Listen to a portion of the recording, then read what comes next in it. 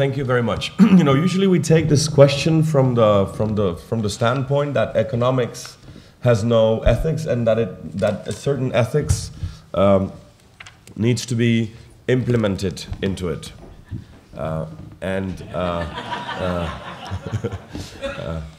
This, I think, is a wrong take on it.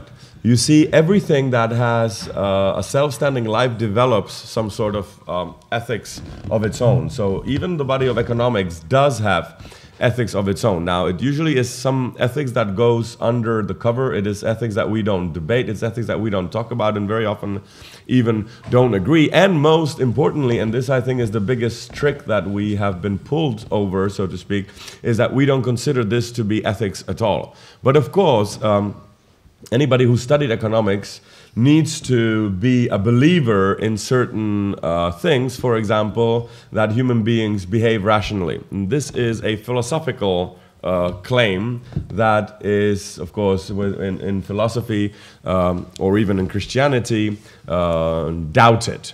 So you have to believe this. You also have to believe that human beings are egoistic. You also have to believe that egoism is fine, that the invisible hand of the market will take care of the social impacts of your egoistic deeds. Now, this is, of course, I'm simplifying it, but basically this is what the whole concept is. It is an advocacy for egoism. No matter how gluttonous you are, it will be turned into public good. You know, Bernard Mandeville, a Dutch I am here surrounded by a generous care of a Dutch family. So it was a very brilliant Dutch thinker who moved to England, which is your neighboring country. And there he wrote an interesting book called The Feeble of the Bees, or How Private Vice Becomes Public Benefit. So in economics, we believe that ethics, for example, personal ethics is irrelevant, which is an ethical statement. We believe that we are value-free, which is impossible, because we do have values, such as efficiency. We know from the Bible that not everything is to be efficient. The most broken commandment today is the fourth commandment. This is the first, let's say, materialistic commandment, and that's the commandment of Shabbat. And the meaning of that is, thou shalt not work all the time. Thou shalt not be efficient all the time. Thou shalt not change reality as you see fit. You can do that 6 days, but 7 days you should rest, not in order to work better and more efficiently, which is how we consider holidays and resting today. We rest as a subset of higher efficiency. This is how deeply embedded the whole philosophy or ethics or religion even of efficiency is embedded in us, that even rest has become a subset of increasing efficiency. We rest in order to be better, less mistake-making, etc., etc., etc. So what is happening in our society is that we have a very strong body of ethics that is presented in a scientific, mathematical, completely detached form that pretends every second of its being to be an analytical, technical, physics-like instrument, while in fact it dictates the very value of our lives. It tells you that milk is cheaper than Coke. It tells you how to solve the Palestinian conflict. It has become a solution to everything. Now, so it is not really restoring, but perhaps the word restoring is fine, but it is not a vacuum. Things do not exist in vacuum, like faith does not exist in a vacuum. We must believe that, we must understand that most of the objections that we as Christians receive from the non-Christians are exactly from a position of Christianity. Because who told you that God should be just? Who told you that God should be good? You know, pagan gods were not very nice entities. They would, you know, abduct at will, whoever they met on the way, disguised as bulls. This is how Europe was abducted, or raped, we would say today, something between abducted and raped. And they would, torture people and fight with them, and sacrifices were made to appease them. So when an unbeliever, says, I cannot be Christian because there is so much evil in the world, in fact, this person is much more of a believer in a good God than a Christian who is ready to tolerate the evil in the world. So faith never exists in a vacuum. Faith is always in something. In fact, an atheist, a proper atheist, has to believe many more things than a Christian. The likelihood of our planet exists, I think, the existence of God is 50-50.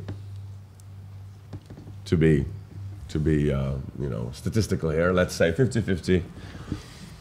The existence of our planet, according to most scientific research, the probability of it is 0.8001. You will need a half a page just to write the zeros. So, being a proper statistician, we should give God the same probability like we are giving sciences. The same is true for freedom. This is the markant thing about freedom to consume exactly. Freedom is always a reciprocal answer to some imperative of the other. So when you see a commercial where freedom is used, you should be free and consume Coke, for example. It will make you free, or you profess your freedom by consuming. There you can see this very clearly. It is an imperative, not a freedom invite. It's an imperative from the company to spend money on whatever goods they have. And the perfect home run of this ideology is a strong imperative. An imperative so strong that you believe that it is your own. You've been fed it so many times, you really believe that drinking Coke makes you free. This is the home run of every ideology, is not to be considered an ideology, but to be considered the truth. This is why it's so difficult for us to imagine any alternative to capitalism. And even Slavoj Žižek, or the, let's say, most prominent thinkers on the left, will very readily and openly say, well, we do not have an alternative. They always say, it's funny that it's easier to imagine the end of the world than it is to imagine the end of capitalism. Because this session is called After Capitalism also. Yes. Yeah. So even the extreme radical left, that they even call themselves communist, readily admit that it is even outside of our fantasy zone. We have thousands of movies about the end of the world, the alien attacks, but we can't really imagine the end of capitalism. But that is the problem of these thinkers. So the ideology is so deeply embedded, it seems to us to be a fact. If you are immersed within an ideology, within a myth, everything looks like a supporting fact.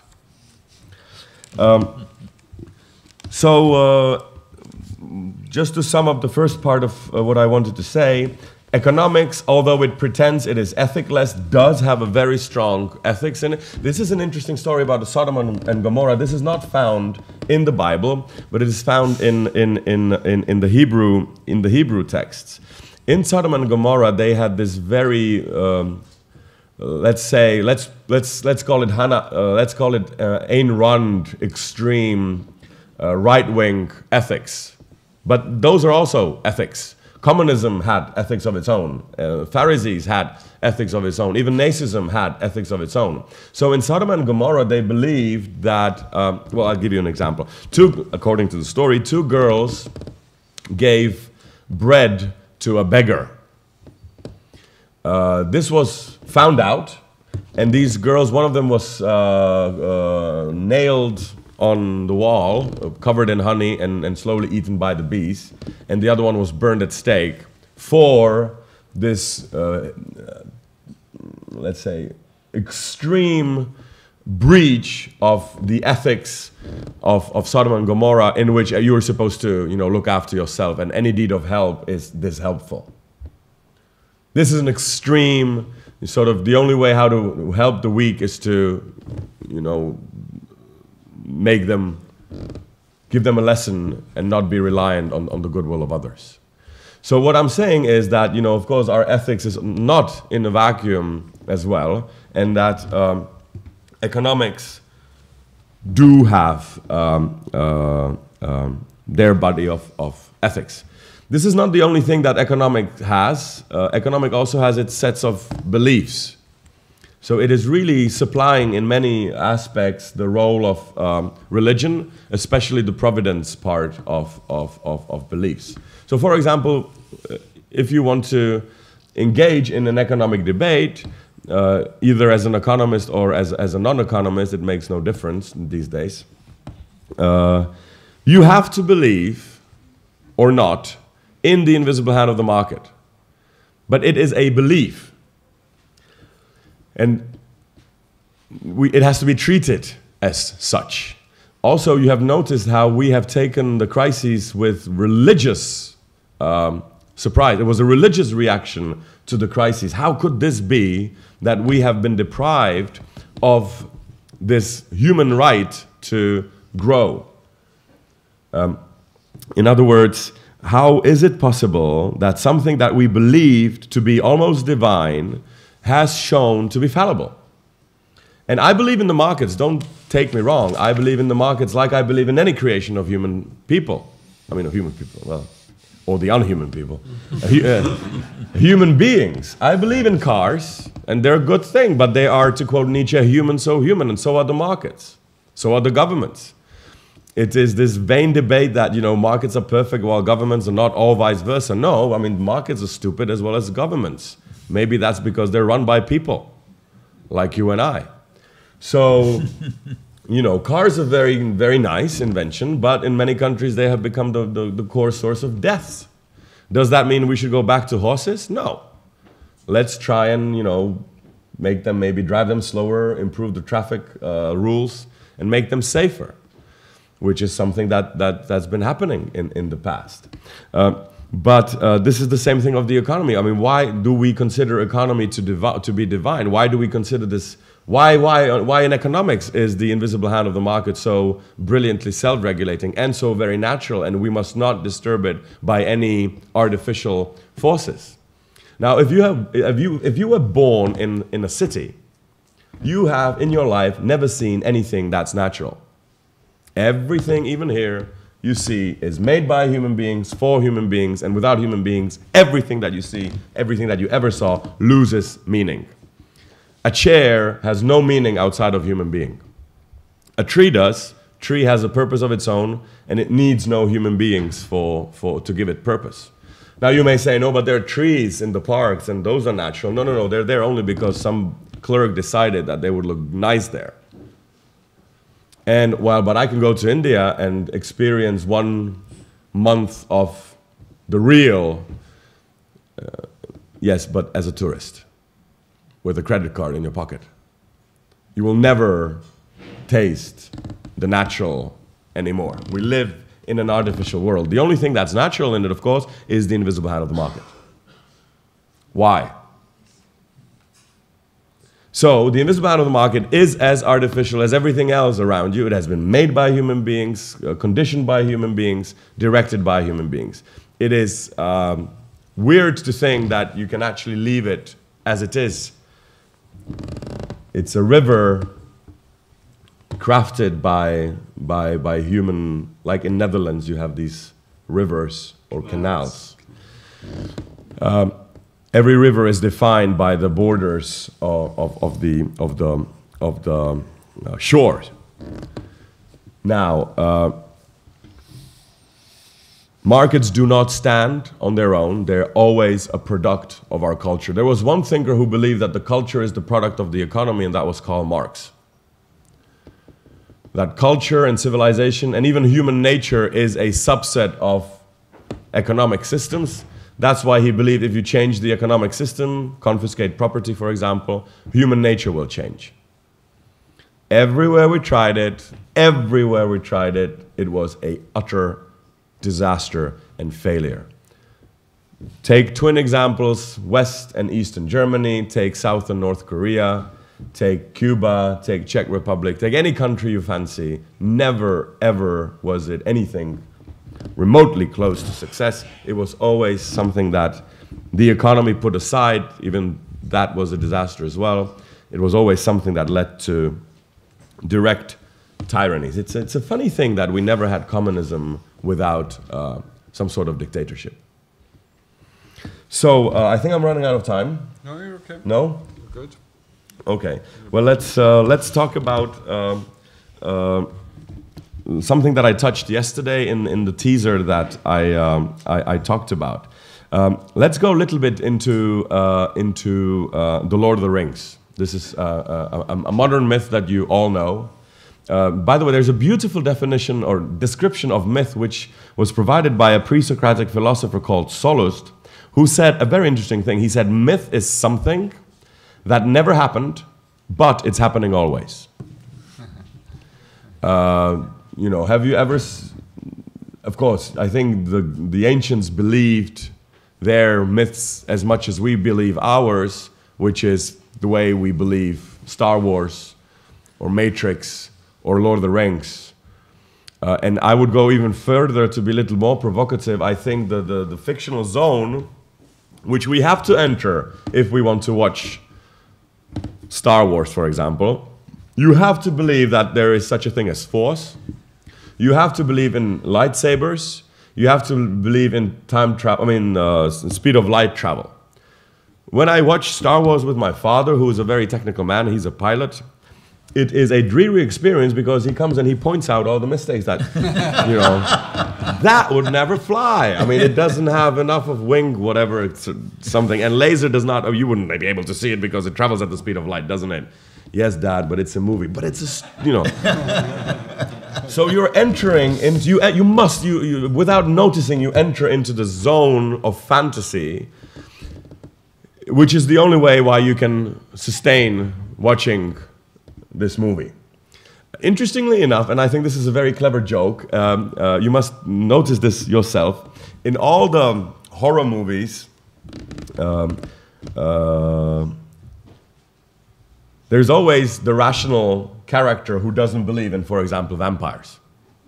And you as a viewer sit there thinking to yourself, what a stupid man. I mean, it's evident that vampires exist, I mean, for these 2 hours. How could he be so blind as not to believe in vampires? This is a beautiful joke that the filmmakers put in the movie to make fun of yourself, because you are that doubter only 10 minutes after the movie ends. It is also interesting when you walk alone and the moon is full and you go through a graveyard that is very much deserted, and you are a rational human being who does not believe in zombies and ghosts and witches, but then again, you know, right there and then, you're not so sure.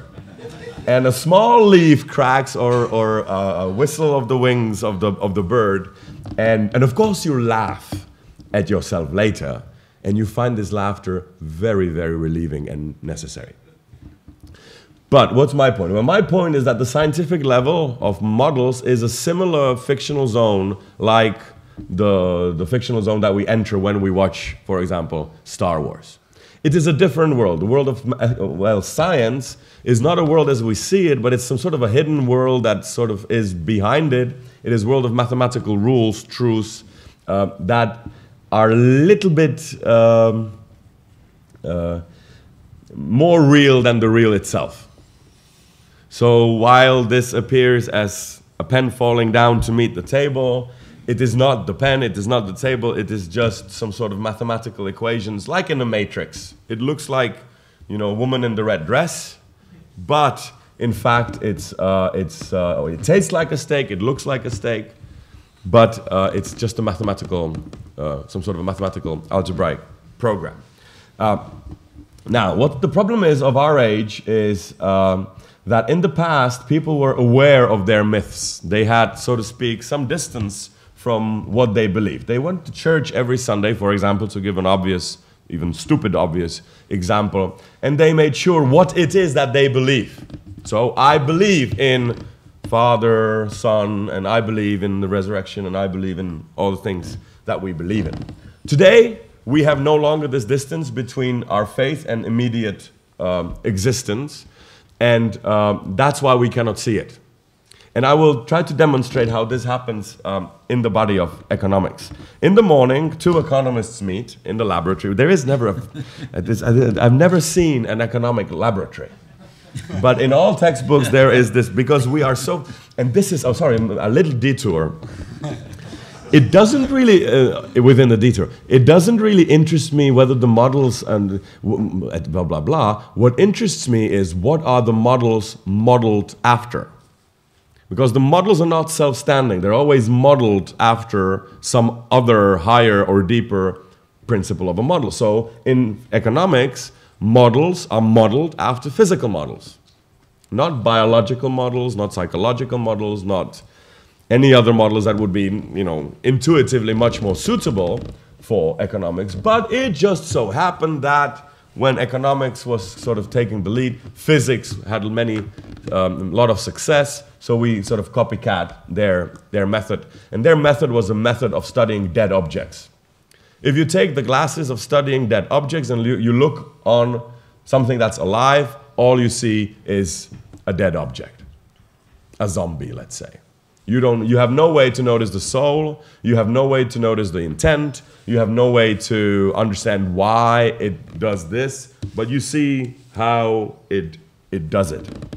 So our models are modeled, are dictated, are owned, are existing in the sphere of looking at the world as if a dead object. Now this as if is a very important principle in our scientific methodology. This is our basic method. Our basic method in science is this trick called as if. Let's believe, or let's pretend as if, for example in this case, friction of air does not exist. We all know it exists, but let's pretend for a little while we do this calculation, while we enter the fictional zone of Star Wars, that the friction of air does not exist. We only do these as if exercises for one reason and one reason only, and that is to calculate. All the models that we have in economics are a special purpose vehicle for exact calculation. If you don't need exact calculation, you don't need the assumption of Homo economicus, you don't need all these macroeconomic models. Now there's, well, so what happens with physics is that with economics, two economists meet in the morning and they say, well, what shall we do today? Well, let's make a model, for example. It's a good day, so it deserves a model. So, okay, how shall we do it? Well, let's start by assuming something. Well, okay, so let's assume that human beings like to jump on their left leg. Nah. Let's assume that human beings like yellow or green while in Ireland. Nah, that's not a very good assumption either. Let's assume that human beings are rational. That's a rational assumption. Okay, and let's have some other assumption as well. So far, so good. We do our things, QED, it's very elegant because it was made to be elegant. That shouldn't, you know, surprise us. It shouldn't surprise you that the beauty queen is beautiful. I mean, she was selected on that sort of criterion, so shouldn't surprise you that mathematical models are mathematically elegant. The problem happens when these two economists walk home in the evening, or they go to a pub, and they talk with a theologian, with a philosopher, with, I don't know, cleaning lady, with their barman, and they say, you know what we discovered today in the lab? That human beings are rational utility maximizers. Where is the mistake? In the morning it was an assumption. In the evening it was a truth of philosophical value. It's like if a physician would come, a theoretical physicist would come to a pub and say, you know what we discovered today? That friction of air doesn't exist. That is the moment where we, very rational people, started believing the very own myths that we created. Like the Pharisees who started believing the rules that they created and deemed them divine, why they made them up last Friday at Jack's during that beautiful dinner that his wife cooked.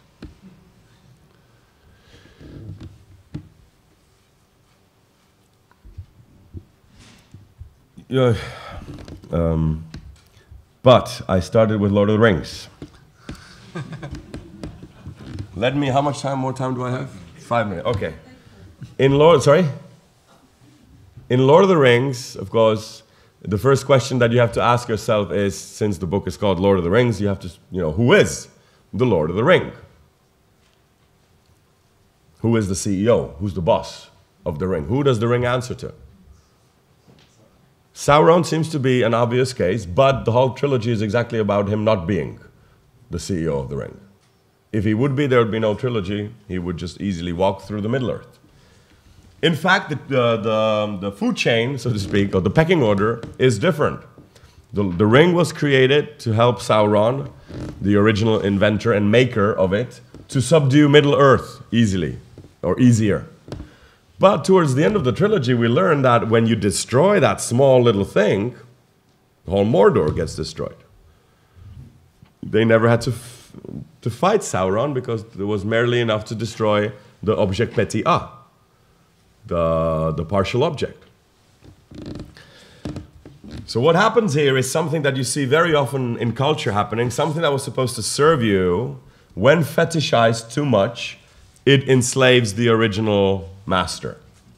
Okay, so the other candidate for owning the ring would be Gollum. And there, you can see this very clearly, because the question who owns who becomes utterly complicated. Is it Gollum owning the ring, or is it the ring owning Gollum?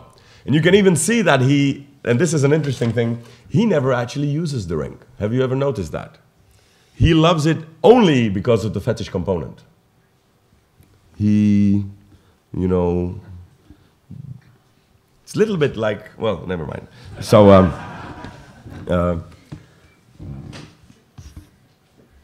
you can see this in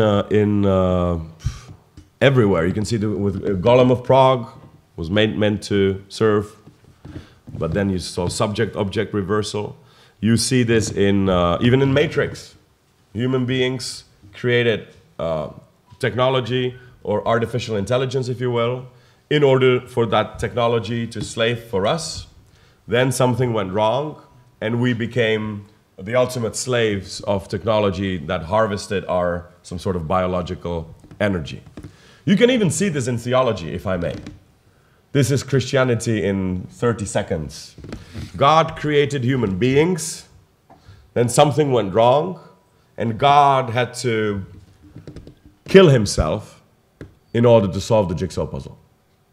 There was nothing more clever. I think there'll be something cleverer he would have come up with it. But the only solution, either he would have to kill us, alternatively, or he had to kill himself. So there's always extreme violence when you're dealing with fetishes.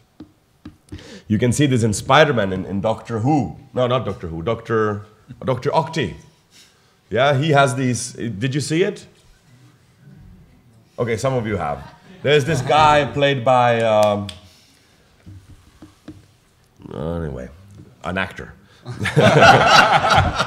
And he has these octopus-like things on his back. Of course, you already know the ending. They take control of him, and they sort of master him. And the only way for him to kill them is to die alongside with them, which is a very strong Christian message. In reverse, you can see this very beautifully in Kundera. Those of you who like to read him, he usually uses this plot. A man usually starts a game of usually sexual nature with a female in order to increase his degrees of freedom, to have more jouissance, and to have more sexual pleasure. Then something goes wrong, and this game gains a life of its own. Even though it's a game, it's just a game, it's not even a computer system, it's just a game. This game begins a life of its own, logic of its own, and it controls the original player. And this man then later has 0 degrees of freedom, and this game, so to speak, plays him. So from a puppeteer, he becomes a puppet with 0 degrees of freedom. You can see this beautifully in The Unbearable Lightness of Being, the article that he wrote. You can see this in Laughable Loves and in other stories as well. That's why I think that Jesus, said, I came to serve man, wasn't just that he was humble and nice. It was inevitable. He literally had to become even an atheist. At the time of the cross, why have you forsaken me? He was without that connection to God. But this is not on theology. I will round it up in 1 minute. This is exactly what happened with us and the body of economics. I claim we have fetishized it to the point that we have become slaves living under the dictate of the life of its own, of the life of the markets that we don't, nobody understands the life of the markets. We have many priests who try to interpret it, like the oracles in Olymp, but nobody really understands it. This fetishization of economics has, the fetishization happened to us many times in the past. We fetishized the idea of a nation state. 100 years ago, last century, Czechs, not to pick on any other nation, but I'm sure you can perhaps think of examples of your own past. We needed a nation of our own. We could never be true Czechs under this prison of nations we would call the Austro-Hungarian Empire. Sorry for all the Austro-Hungarians that are here. We had to break free. We had to be free because it is only under your own nation state that you can be true Czech. In other words, the nation will do everything to make you complete and free. While it turned out in the exact opposite. This is beautifully said, and don't ask what the army, don't ask what the government can do for you. Ask what you can do to the government, or for your nation, including laying down of your own life. During the time of Pharisees, or Jesus, this I think was the bone that Jesus had to pick with the Pharisees. He was telling them, you have fetishized ethics. You claim that this is the road to God, but I was already talking about this, but at the same time, it is a stumbling block.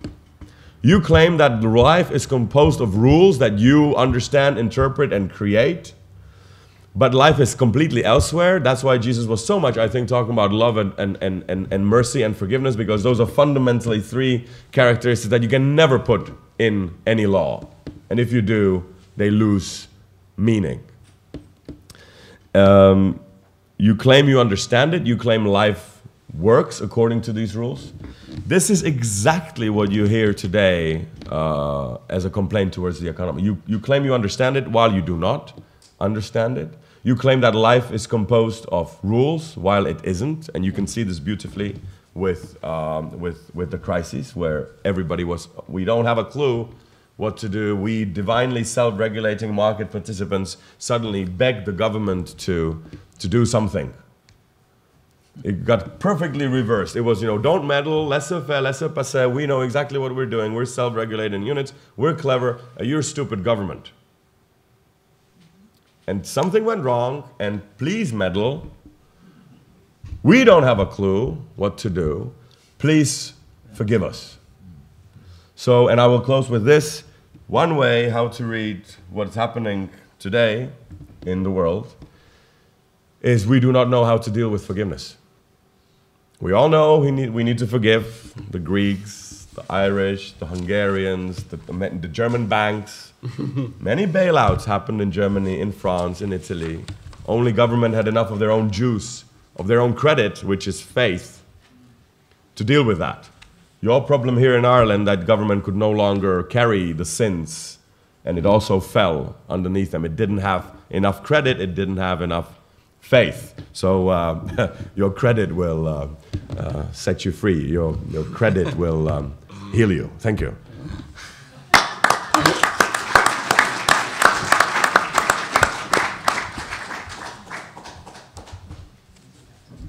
So I'm not sure if you have any questions after that. I react with very long answers. So let's get going.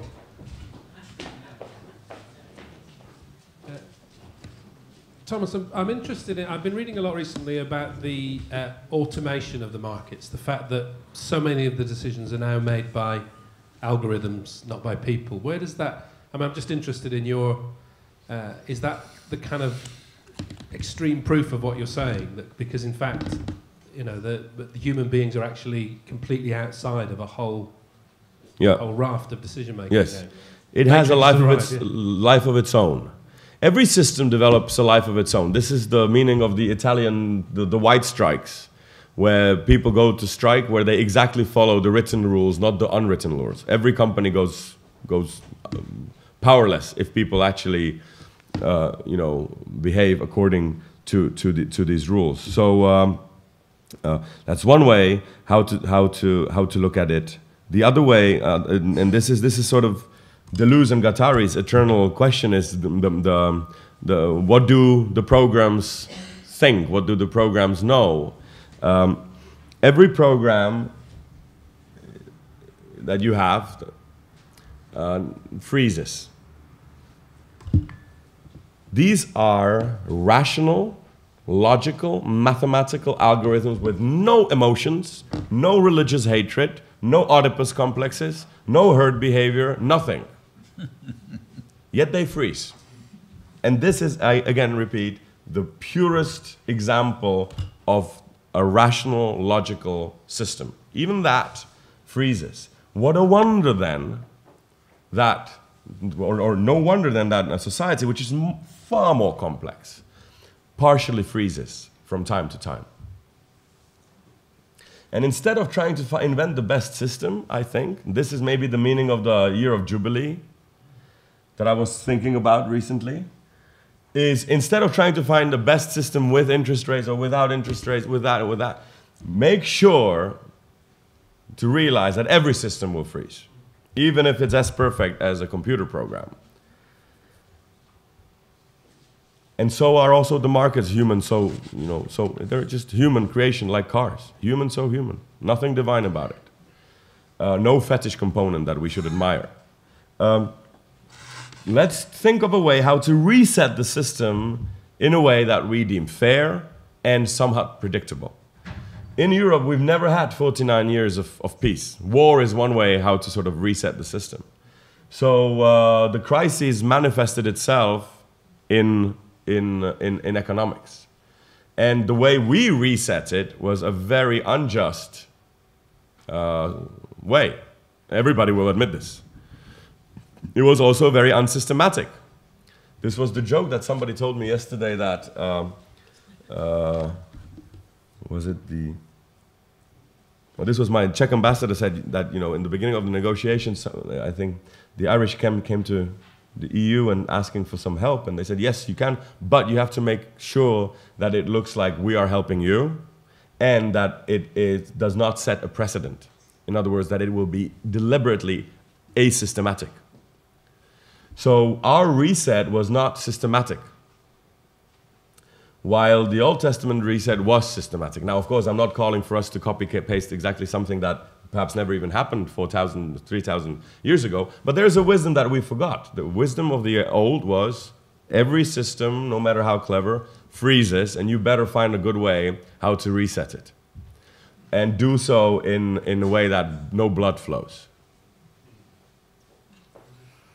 Another question. David, on back.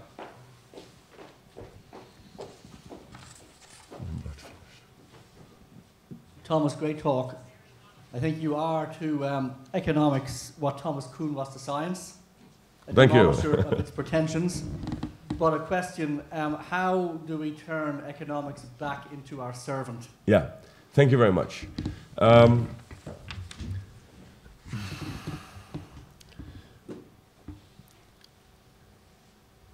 Well, first, I think we need to realize that we are not dependent on it. Because whatever you're dependent on, you're dependent on.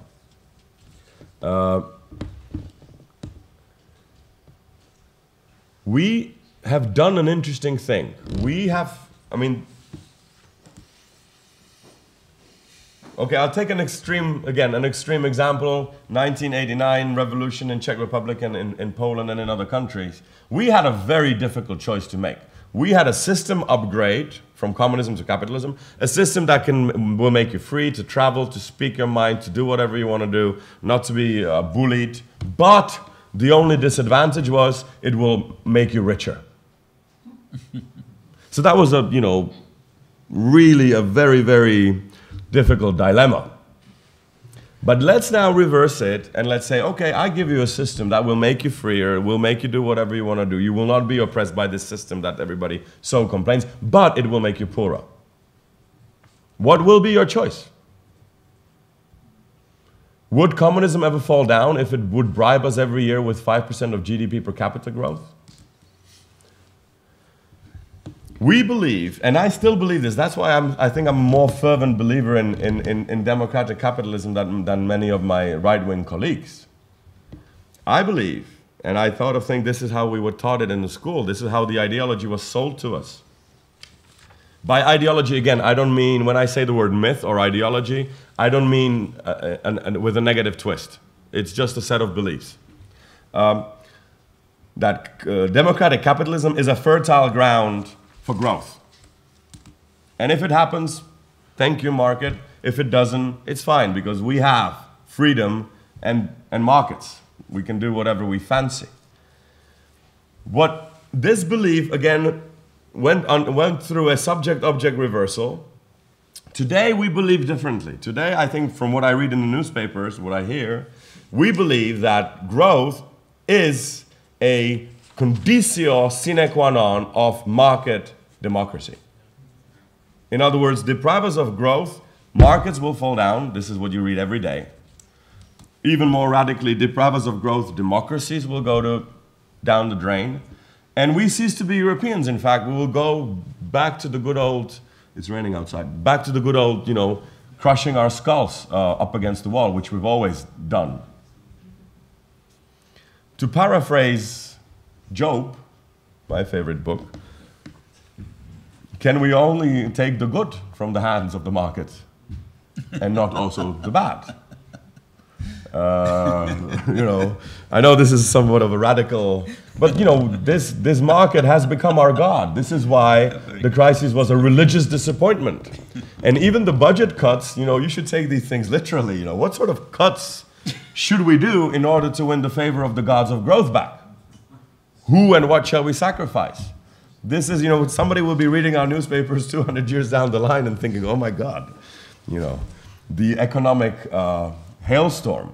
And now economists are dancing around, not to invoke the rain, but to get rid of it. This is extremely, it's funny sometimes to read the newspapers and take the words literally. It's that idea I have, and another idea I have with a friend of mine, that we should be reprinting one-year-old newspapers. I think that would be the best weekly comedy ever. So defetishize the body of economics. Realize that if you get hooked too much on one thing, and there's so many other beauties in the world, and we really do not have to grow. It is a myth. If we want to, the only problem, and this is also, I find this very funny about my extreme right-wing friends who call for growth, call for budget deficits. That is, something that you shouldn't do as a right-winger, because it's the government. And secondly, they suddenly start caring for the poor, for the unemployed. I said, since when was this a concern of yours? And of course, there's much more efficient, let's say growth is not a very efficient, if we talk of efficiency, way of how to get rid of unemployment. If you need to address the problem where it is, then address it where it is. So defetishize the body of economics, realize that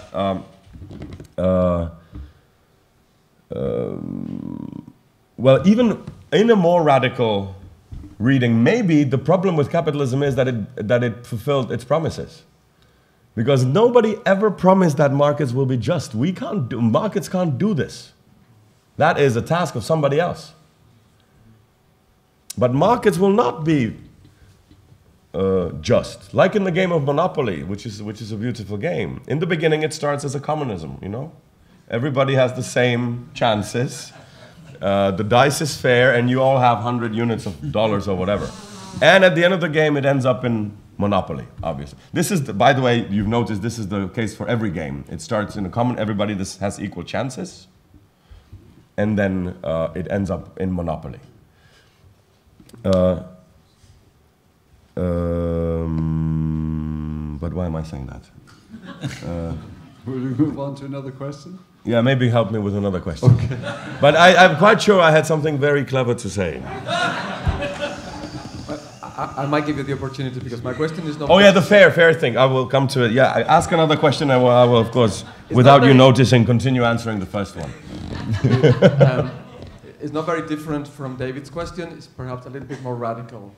And I remember attending a lecture by an economist, social economist called Gary Becker. Yes. And he is trying to give economic reasons for divorce, for every social evil in the world, every social phenomenon, not evil, rather. But I remember asking him, how do you define rationality? Because everything's about rationality, right? Every economic model is based on the definition of rational behavior. And he said there's three principles. First, every rational man tries to maximize profit, utility. Every rational man tries to minimize pain or cost. And then every rational man tries to find the most effective way to fulfill those two goals. Now, I think that is totally irrational. A lot of human beings don't behave that way. So if all economic models, if all economic theories are based in this definition of rationality, is there any point in economic theory? Is there any point in making economic models? Yeah. Let me try to give a non-standard answer. I always like to ask my friend, well, since when are human beings, are children rational? No. Okay, what miracles thing happens at the age of 18? That you become suddenly a fit adept to be optimized by these models? Are the Aboriginal tribes in I don't know, somewhere far, far away, are they also what we Europeans would call rational? No, so obviously rationality is something that we need to educate our kids, and it is culture defined. So what we as Europeans consider to be rational, others wouldn't. And the funny thing is, this is exactly the definition of reality. You hit the nail on the head, is exactly how broad you define it. If I include, let's say, aesthetic feelings into rationality, then other things start making sense. So this is a good example, okay? This is how rational we are. We go to a pub, we order pints. I don't know if girls do this, but we boys do. And then one man says always, no, I'll foot the bill. And everybody else goes, no, John, you shouldn't. But yes, I will. But oh, no, da. This should be exactly the other way around. You pay the bill. Because I paid last time. And by the way, we had 6 pints. This time we only had 4. So you owe us 2 for the next time. We do not do this. In fact, very often we mustn't even show the money. Money is like phallus. We know everybody has one, but we mustn't show it. Just imagine if I invite a girl for a glass of red wine. Or into a bar, I said, what would you like to have? And she said, I'd like to have a glass of red wine. Okay, fine, here's €4. What? Do you want the tip as well? I mean, that's the price of a glass of wine. What's the difference if I give it to the waiter or I give it to you? You can even, optimize and not buy wine. You get, whatever, something else, or save it up. This clearly does not work. She would probably get insulted. Rightfully so. What was the problem? I showed her something exact. This I even think is the meaning of tipping. Have you ever noticed this poor guy or lady calculate for, 10 minutes until they come up with €6.40, and you go, 8. I mean, couldn't you say that earlier? I could have skipped all the calculations. So, and we tip exactly because we want to say, no, we don't care about the exact. We want to artificially and intentionally fuzz it up. So what is rational? Well, if rational is increasing my utility, what does it mean to increase utility? Did Jesus increase his utility? what did it include? Did the well-being of us 2,000 years later, was it included in his utility maximization curve? And if so, then if you define rationality too narrowly, it becomes a scientific statement and utility, which you can prove or disprove. You mentioned Kuhn, so I will also talk of Karl Popper. If you have a scientific claim, it has to be falsifiable. In other words, there must be a fictional possibility for it to be wrong. Now, give me an example of what would prove a